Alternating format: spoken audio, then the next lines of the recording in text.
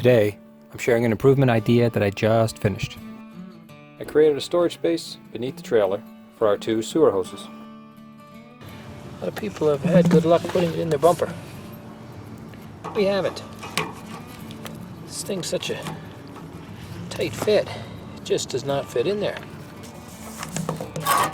Yeah, I could force it in, but I just might not get it out.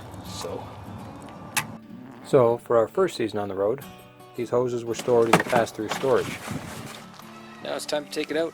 Thank goodness. There we are. Now we have room in the pass-through again. The plan is to put this new trough right underneath the trailer, right here behind the mud flap, right beside the sewer dump area. This project, like so many others, starts with pieces of metal sitting on the garage floor. Let's start building. The heart of my storage box is a formed piece of 24 gauge aluminum. It's a 66-inch long channel. I used a small company here in Edmonton, Alberta to supply that to me. They normally work with eaves troughs. They agreed to supply that trough as well as a few pieces of flat sheets that I could use to make doors and covers for a total of $50. I was quite happy with that price. And the rails that go across from one frame to the other underneath the trailer, spanning about 80 inches or so, are made of steel. The entire assembly is riveted together. 3/16 rivets used almost everywhere. I'll take a moment now, put the hoses in the trough. Before I go too far, make sure they fit. I'd say they look pretty good in there. A little bit of room to spare, but not too much.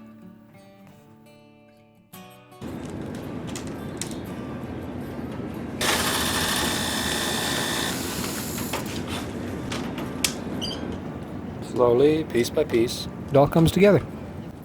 Clamp, drill, rivet, repeat. Crawl underneath the trailer, time and time again, test fit. Just make sure I'm happy with the way it's looking. About where we're gonna sit. This end will have a door on a hinge with a latch pin to hold it closed when we're traveling down the road. And the other end of the box is screwed tightly shut. Unless something terrible happens, I don't plan to ever open up this end. The trailer's coroplast underbelly isn't completely flat in this area because you got some plumbing. So I added these small brackets as spacers to lower my rails down slightly. Back at the door side of the storage box, it's time to add a couple last mounting screws.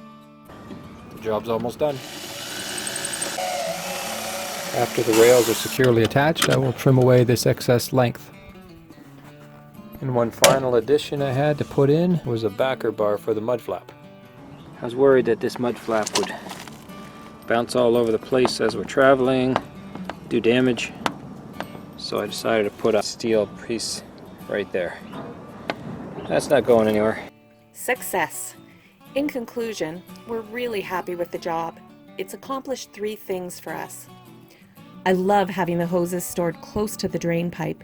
It makes our lives easier than all the back and forth that we used to do while dumping the tanks.